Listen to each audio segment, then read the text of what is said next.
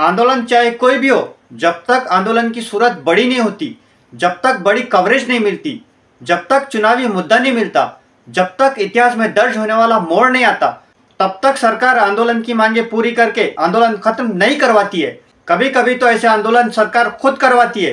कुरैशी समाज शेतकरियों का यह आंदोलन बहुत सब्र करने के बाद हुआ, काफी उनको सताया गया। मैं इसीलिए कह रहा हूँ, कभी कभी सरकार खुद ऐसे आंदोलन करवाती है ताकि सरकार को चुनावी मुद्दा मिले और आंदोलन की मांगे पूरी करके इतिहास के पन्नों में बड़े बड़े अक्षरों में इस सरकार का नाम लिखा जाए। बीजेपी सरकार अच्छी नहीं, मैं ऐसा नहीं कह रहा हूँ, मगर बीजेपी सरकार ये जो शोषा छोड़ती है वो गलत है।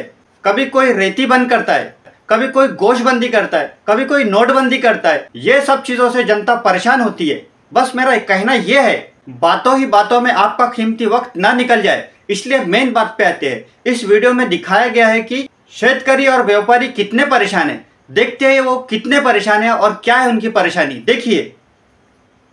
मागणी काय आहे? मागणी नाही, आमची मागणी स्पष्ट आहे की जर्सी गाई ह्या आठवडा बाजारला शेतकरी विकत असतो, मग त्या भाकड असतील, दुधाचे असतील, तुम्ही तिथं आडवं येऊ नका। गोरक्षकांनी स्वतः 10-20 गायी पाळाव्या, शानघाट काढावं। अरे आमच्या माय माऊलीचं शानघाट काढताना बोट झडली ती गाड्यानो, तुम्ही ह्याच्यामध्ये पडू नये। आणि जर कोण पडला तर आम्ही शेतकरी आता शांत बसणार नाही। एक तर आमची शेती तोट्याची आहे आणि दुसऱ्या बाजूला तुम्ही दुधाळ गाय म्हशी आम्हाला विकू देणं झालंय। तुम्ही आम्हाला, जर आम्ही देशी गायच्या विरोधात नाही आहे, हे काय पसरतात, देशी गायला कत्तलखान्यामध्ये पाठवायला हे पाठिंबा देत आहेत। अरे देशी गाय आम्ही सांभाळतो म्हणून खिल्लारी जातीच्या बैलगाड्याची शर्यत या महाराष्ट्रामध्ये जी सुरू राहिली ना, ती शेतकऱ्यामुळे सुरू राहिली। आम्ही मागणी केली, खिल्लारी बैलांना धावण्यासाठी परवानगी मिळाली पाहिजे।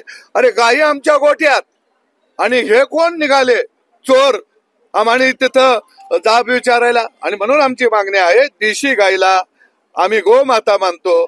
जर्सी गाय, होस्टन गाय, भाकड गाय, म्हस, रेडा, जर्सी गायचा बैल या गाड्यांना सांगतो अवताला चालत नाही, तो धापा मारतो तुमच्या गत, तो नाही चालत। आणि म्हणून यांना आम्हाला बाजारला घेऊन जाऊन दे। आणि हे जर नको असेल तर माझं सरकारकडे हात जोडून मागणं आहे की आठवडे बाजार जनावरांचे राज्यातले बंदच करून टाका, हे संपूया। मग आता मग हे बाजार चालवायचे कशासाठी? म्हणजे आम्ही हप्ता द्यायचा गोरक्षकवाल्यांना, आम्ही हप्ता द्यायचा पोलीसवाल्यांना, त्याचा तोटा काय झाला शेतकऱ्यांचा? आज गायीचं म्हैशीचं बाजारभाव पडले।